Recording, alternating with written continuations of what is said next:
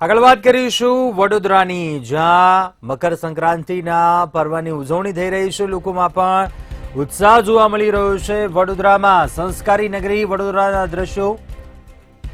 વડોદરાના સાંસદ ડોક્ટર હેમાંગ જોશી પણ દાંડિયા બજાર પહોંચ્યા છે. વોર્ડ નંબર 13ના પૂર્વ પ્રમુખ નલિન પટેલને ત્યાં ઉત્તરાયણના પર્વની ઉજવણીનું વિશેષ આયોજન અને મોટી સંખ્યામાં કાર્યકરો સાથે હેમાંગ જોશીએ ઉજવણી કરી છે. સાવચેતીથી પતંગ ચગાવવા તેમણે તમામ લોકોને, પતંગ રસિયાઓને અપીલ પણ કરી છે. સાથે સાથે પર્વની ઉજવણી કરે તો સાથે સાવચેતી પણ રાખે, ધ્યાન પણ રાખે અને ઉજવણી કરે. વડોદરાના સાંસદ ડોક્ટર હેમાંગ જોશી દાંડિયા બજાર પહોંચ્યા છે.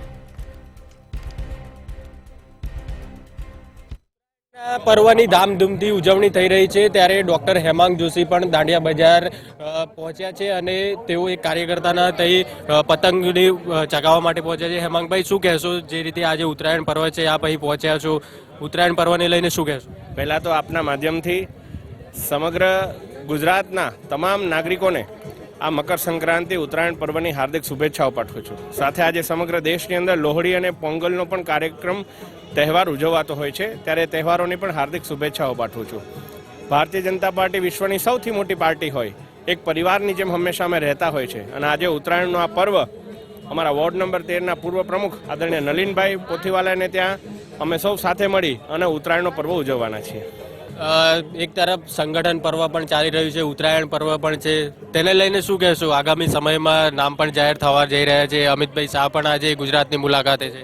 હું માનું છું સંગઠન પર્વ તો એક વ્યવસ્થાના ભાગરૂપે હોતું હોય છે અને સંગઠન પર્વની અંદર જે કોઈ પણ કાર્યકર્તાને જે કોઈ પણ જવાબદારી મળે એ પૂર્ણતઃ એ જવાબદારીને ન્યાય આપવા માટેના યથાશક્તિ પ્રયત્ન કરતું હોય છે. જવાબદારીઓ બદલાતી રહેતી હોય છે, પરંતુ એક કાર્યકર્તા તરીકેનું બિરુદ કોઈ પણ પાસેથી કોઈ વ્યક્તિ છીનવી નથી શકતું.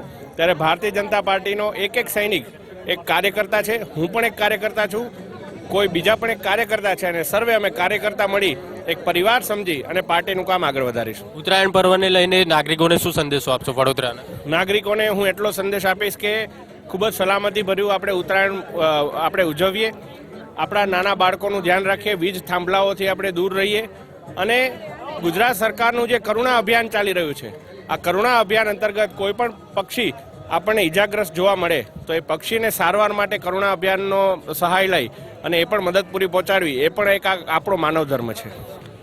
વડોદરાના સાંસદ હતા કે જેઓ દાંડિયા બજાર પહોંચ્યા છે અને તેઓ પણ ઉત્તરાયણ પર્વની ઉજવણી કરવા માટે પહોંચ્યા છે. સાથે જ તેમને જે પક્ષીઓ છે તેમને કોઈ ઈજા ના પહોંચે તે રીતે પતંગ ચગાવવા માટે પણ અપીલ કરી છે. ત્યારે હાલ તો તેઓ અહીં પહોંચ્યા છે અને દિવસભર અલગ અલગ જગ્યાએ તેઓના કાર્યક્રમ છે અને ઉત્તરાયણ પર્વની તેઓ પણ ઉજવણી કરી રહ્યા છે. સાથે જ સંગઠન પર્વને લઈને પણ તેમને પોતાની જે વાત છે તે કહી છે અને કાર્યકર્તાનું મહત્વ શું છે તે પણ તેમને જણાવ્યું છે. ત્યારે ઉત્તરાયણ પર્વને લઈને હાલ તો વડોદરા શહેરમાં ડોક્ટર હેમાંગ જોશી દાંડિયા બજાર પહોંચ્યા છે અને ઉત્તરાયણની ઉજવણી કરી રહ્યા છે. કેમેરામેન કેતન સિંધે સાથે દર્શન ચૌધરી, મંતવ્ય ન્યૂઝ.